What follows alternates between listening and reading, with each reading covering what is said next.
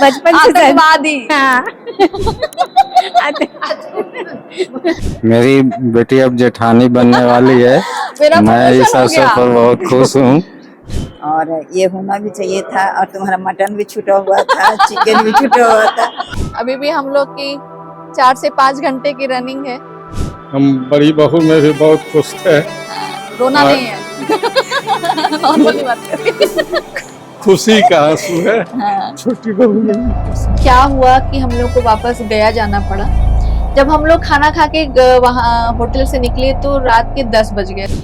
तो उस ring ceremony में आपको उस न्यू मेंबर का चेहरा हम लोग रिवील करेंगे। Hello friends, welcome to our new blog. तो हमारा ये ब्लॉग बहुत इंटरेस्टिंग होने वाला है क्योंकि हम आपको हमारे घर में होने वाले एक बहुत ही स्पेशल फंक्शन के बारे में बताने के लिए आए हैं।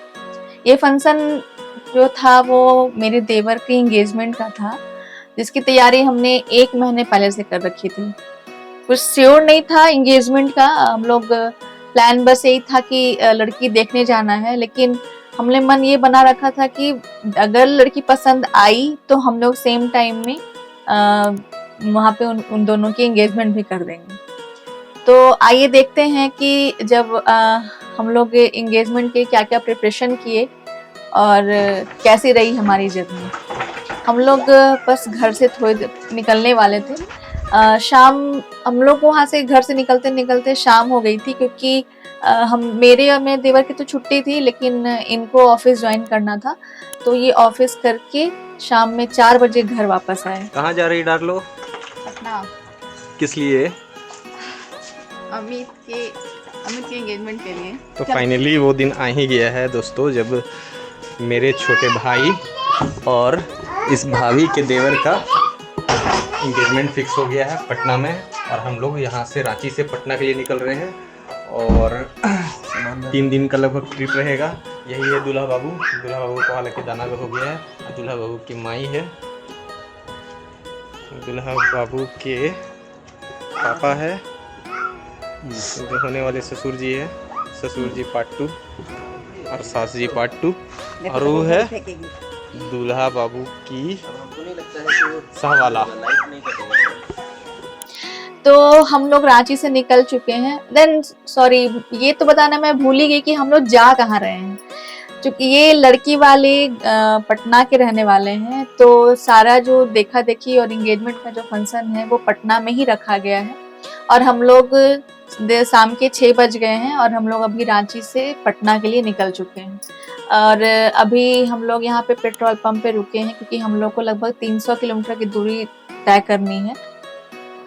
तो फ्रेंड्स, हम लोग पटना के लिए निकल रहे हैं और अभी फ़िलहाल पेट्रोल ले रहे हैं। और पटना तक जाने के लिए कम से कम 3-3.5 हज़ार रुपये का पेट्रोल लग ही जाएगा।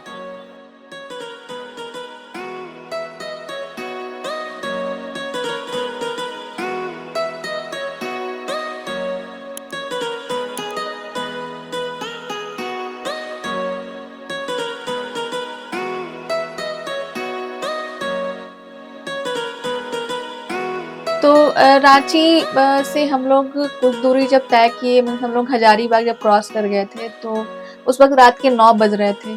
सभी लोग को भूख भी लग गई थी। तो हजारीबाग से आगे बढ़ने पे ही एक फैमिली रेस्टोरेंट मिला जहाँ पे हम लोग खाना खाने के लिए रुके थे।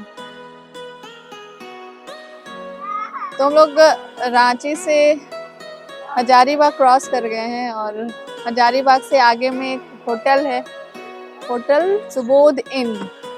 यहाँ पे हम लोग खाना खाने के लिए रुके हैं। अभी भी हम लोग की 4 से 5 घंटे की रनिंग है। तो पटना पहुँचते पहुँचते तो 1 बज जाएगा। यहीं पे हम लोग खाना खाते हैं, फिर आगे की जर्नी स्टार्ट करेंगे। तो हम लोग यहाँ पे खाने में तंदूरी रोटी, मटर पनीर, सॉरी पालक पनीर और मिक्स वेज ऑर्डर किए। नहीं, नॉनवेज नहीं, अभी नॉनवेज नहीं खाना है। तो होटल में हम लोग खाना खा करके प्लान यही किए कि हम लोग अब डायरेक्ट यहाँ से पटना निकलेंगे। लेकिन बीच में ऐसी एक ट्रेजेडी हो गई कि हम लोग पटना ना जा करके हम लोग को रूट चेंज करना पड़ा और हम लोग गया पहुँच गए। आखिर वो ऐसा क्या हुआ कि हम लोग को वापस गया जाना पड़ा। जब हम लोग खाना खा के वहाँ होटल से निकले तो रात के 10 बज गए थे। और जब हम लोग रांची टू पटना रूट में पहुंचे तो रास्ता इतनी सुनसान थी, वहाँ पे कोई गाड़ी नहीं चल रहा था और फैमिली लेकर के चलना उस रास्ते पे सही नहीं लग रहा था। क्योंकि जिस दिन हम लोग रांची से पटना के निकले थे तो रांची बंदी थी, मतलब रांची क्या पूरे झारखंड बंद था। तो बहुत कम ही बस या बहुत कम ही गाड़ी वहाँ उस रोड पे चल रही थी। तो सबने मिलकर डिसाइड किया कि हम लोग अभी डायरेक्ट पटना ना जा करके गया में स्टे करें। गया मेरा मायका है और हम लोग करीब 12 बजे रात में हम लोग गया पहुंचे। और वहां से फिर हम लोग ने डिसाइड किया कि सुबह 3 साढ़े 3 बजे हम लोग गया से पटना के लिए निकल जाएंगे, क्योंकि लड़की वालों ने जो होटल बुक किया था वो रात के 10 बजे से बुकिंग थी, लेकिन पहुंच नहीं पाए हम लोग टाइम पे। तो हम लोग फाइनली सुबह में 6 बजे के अप्रॉक्स में पटना पहुंचे।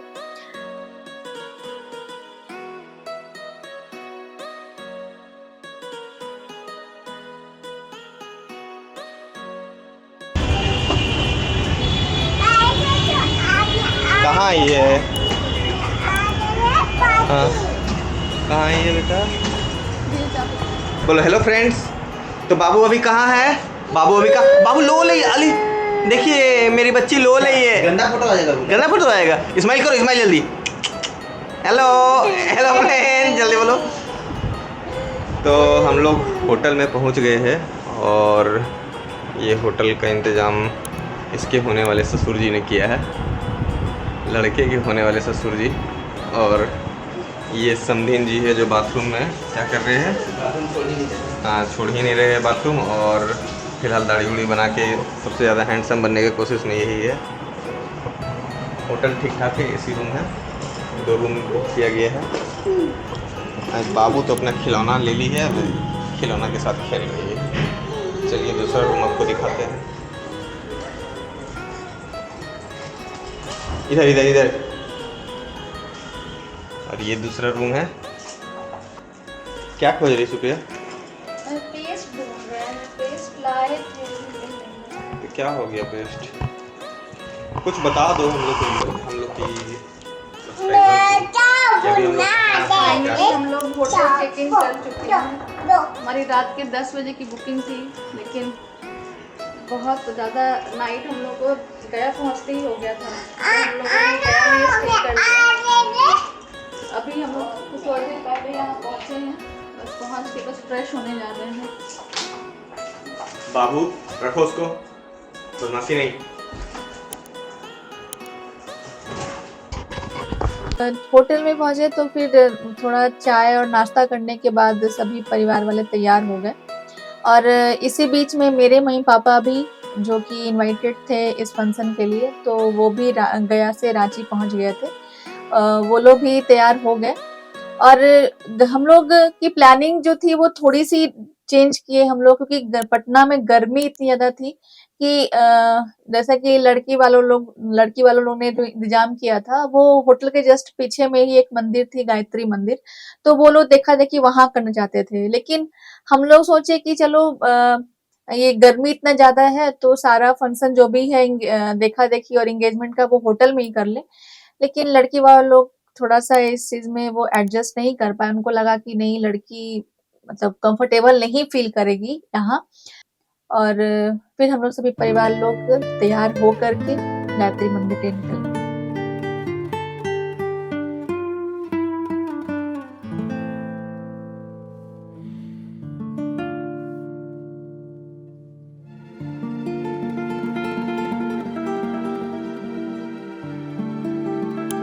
जिस पर्पस से हम लोग पटना आए थे वो पर्पस कंप्लीट, मतलब हमारे घर में एक नई मेंबर आने वाली है, तो कुछ देर के बाद आपको दिखाएंगे वो नई मेंबर कौन है। तब तक हम आपको ये दिखाना चाहते हैं कि जो हमारे फैमिली यहाँ पहुँचे हैं उनको कैसा फील हो रहा है कि हमारे घर की ये लास्ट शादी है। बहुत दिन से इस दिन का इंतजार था। चलिए सबसे पहले शुरुआत करते हैं अपनी मम्मी से। तो मम्मी बताइए, बहुत दिन के बाद ये काम कंप्लीट हुआ, कैसा लग रहा है आपको? अच्छा लग रहा है। और ये होना भी चाहिए था, और तुम्हारा मटन भी छूटा हुआ था, चिकन भी छूटा हुआ था। उसके लिए हमको काफी चिंतित थे कि हम लोग खाते थे तो तुमको नहीं मिलता था, तो हमको बहुत बुरा लगता था। इसलिए जाने के पहले जब इसका बच्चा होने वाला था तुम इसको खिला के भेजे थे कि लास्ट है भाई, अब तुमको नहीं मिलेगा। हाँ और एक हमारे छोटे पुत्री का उसका मुंडन करवाना है, उसका टकली होगी तो बहुत परेशान करेगी। तो उसके बाद ये रही मम्मी पापा। जब पापा से मिलते हैं पूछते हैं कैसा लगता लगा हमको, कैसा लगा, कैसा लग रहा है, घर में दूसरी बहू आ रही है। देखो हाँ हम बड़ी बहू में भी बहुत खुश थे। रोना और- नहीं है। नॉर्मली बात करें। खुशी का आंसू है। हाँ। छोटी बहू में भी खुशी। और यहाँ पे हमारी एक मौसी भी आई हुई है। ये पहली बार आपको हमारे ब्लॉग में दिखेंगी क्योंकि इससे पहले कभी नहीं मिली है। कभी नहीं मिले। मौसी बताइए कैसा लग रहा है? बहुत अच्छा लग रहा है। सुप्रिया से या बउआ से तो पहली बार मिले हैं। और हाँ, तुमसे तो तो मिले बचपन से देख रहे हैं। बचपन से देख रहे हैं, बचपन से सब- आतंकवादी। हाँ।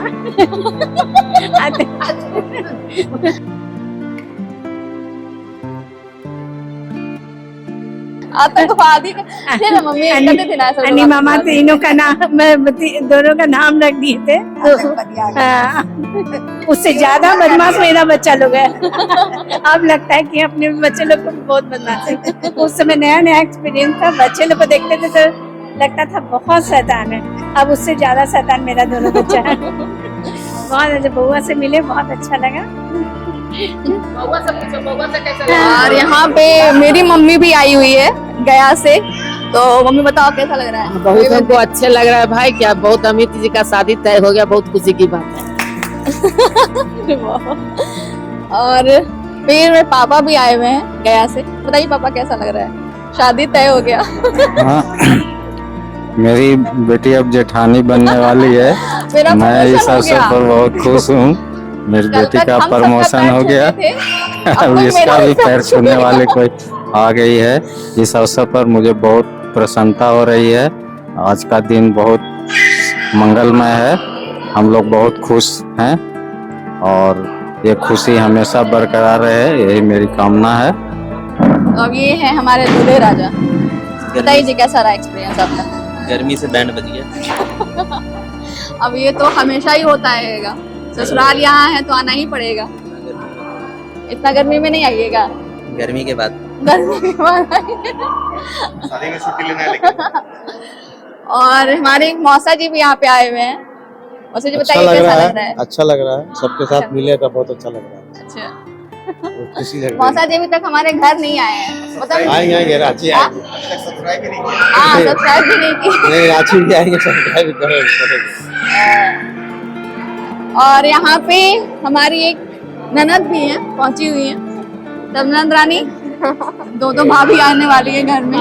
बहुत मजा पहले आएगा। हाँ पहले एक भाभी थी। हाँ, अब दो खैर इनसे अभी भी कौन- ये भी हमारे घर तक अब नहीं आई है। कभी नहीं आए हैं, आए हैं आज लेकिन हमसे नहीं मिली कब है। हाँ, मिले? मेरे से मिलने नहीं आई। हाँ, आप सब दोनों अच्छा से लग मिलने रहा है। आइएगा। हाँ, पहले आप मेरे घर आइएगा। अच्छा ठीक है। आज आपको आना है मेरे घर। देखा आपने कि हमारे घर के सभी मेंबर बहुत खुश हैं। ये बहुत दिन से हमारे घर का एक मेंबर जो कि बहुत दिन से मिसिंग थी, वो फाइनली आ गई है। तो कुछ देर के बाद हमारे घर तब उस रिंग सेरेमनी के वहाँ का एक छोटा सा फंक्शन है। तो उस रिंग सेरेमनी में आपको उस न्यू मेंबर का चेहरा हम लोग रिवील करेंगे। अभी तब तक के लिए हमारा ब्लॉग ये पे ख़त्म करते हैं। देखा देखी का फंक्शन सब खत्म हो गया और रिंग सेरेमनी हम लोग होटल में ही करने वाले हैं क्योंकि गर्मी बहुत ज़्यादा थी। तो हम लोग फिर वापस 5 बजे उसी होटल में मिलने वाले थे जहाँ पे हम लोग वहाँ स्टे किए थे। तो इस ब्लॉग में तो हमारे न्यू मेंबर का चेहरा रिवील नहीं हुआ, लेकिन हमारे नेक्स्ट ब्लॉग में जो हमारे न्यू मेंबर जो हमारे घर में आने वाली है मेरी देवरानी बनके, उसका चेहरा हम अपने नेक्स्ट ब्लॉग जरूर रिवील करेंगे। तो बने रहिए हमारे नेक्स्ट ब्लॉग में। और अगर आपको मेरे देवर का ये स्पेशल फंक्शन अच्छा लग रहा हो तो उसे लाइक कमेंट शेयर करना